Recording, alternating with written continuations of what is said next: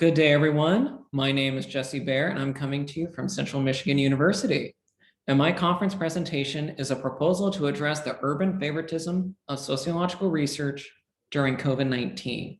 And what I mean by urban favoritism boils down to this fundamental question of who and what are we including when we talk about social justice? Because of course, we're going to talk about matters of race, gender, and sexual orientation, and deservedly so. And yet, rural communities have largely been left out of these conversations, which is problematic considering that according to the US Census of 2017, almost 60 million Americans live in these spaces. And sadly, they've been relatively left out in academic research across various disciplines.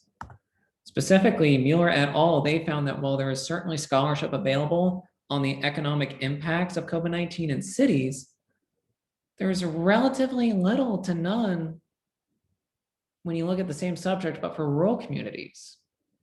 And adding on top of that, with educational research, it's usually done with cities in mind.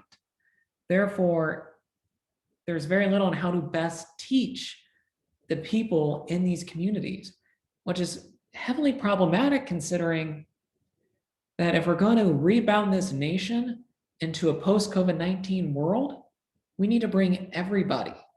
And it's going to be hard to do that if we don't know how everyone's been struggling, and we don't know how to best effectively teach everyone on how to best suppress the virus in their own lives. And this goes into my research question of how are collegiate sport organizations helping to suppress the spread of COVID-19 in rural communities? And why do I choose sports organizations? Well, that's because conveniently, these spaces have some of the best college football programs, let alone other athletics, in the country. Specifically, North Dakota and Alabama, they don't have any NFL teams, but NDSU and Alabama have dominated their respective sections of Division I college football for the last decade. And the University of Wyoming, one of their alumni, Josh Allen, who was recently taken in the first round of the NFL draft, and has had success with the Buffalo Bills up in New York, has brought national exposure to the University of Wyoming through his successful play.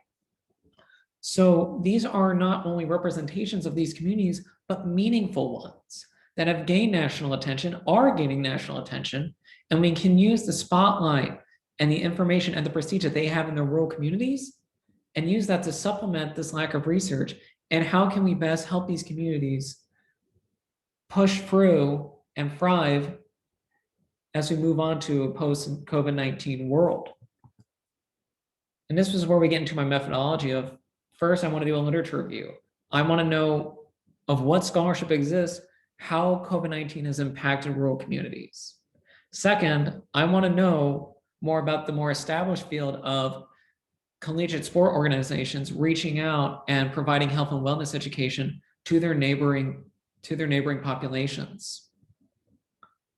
And then second, for the gathering of new information, I want to look at specifically how are collegiate athletic departments reaching out to their communities during COVID-19? How are they helping them? Are their efforts dropping cases at all?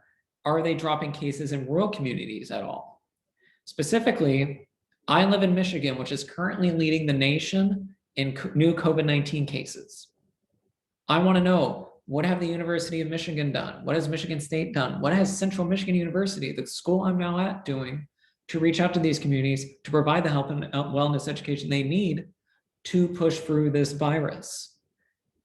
And are they successful? And should we bring any of their past efforts, if there are any, back to help further alleviate the problem? Because at the end of the day, if we want to rebound this nation and thrive as a country, we need to bring everybody. And to bring everybody, we need to know how to help people and how to best effectively teach people. Thank you for your time and have a wonderful day.